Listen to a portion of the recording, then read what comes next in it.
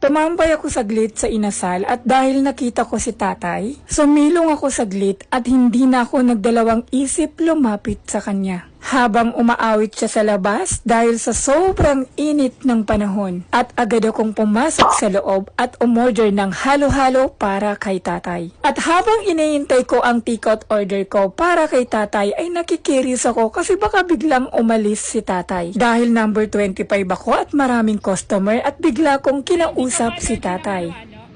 Malamig, umiinom ka ng malamig kalwalo? Sige, wait lang ha, malapit na po. At dahil nakuha ko na ang order, dalhin na natin kay tatay. Tay, ito po. Ito po. Kahit konti lang po. Ito lang po yung nakayanan ko. Ang sabi ni tatay, kahit 5 pesos lang daw ay malaking tulong sa kanya. At pinaliwanag ko rin kay tatay ang aking pinagdadaanan. Ayan yung puti pag naging bless yung buhay ko. Sana po ay patayo doon. Tapos babalikan ko kayo. Gusto ko magbigay ng tulong pero yan lang po yung nakayanan ko.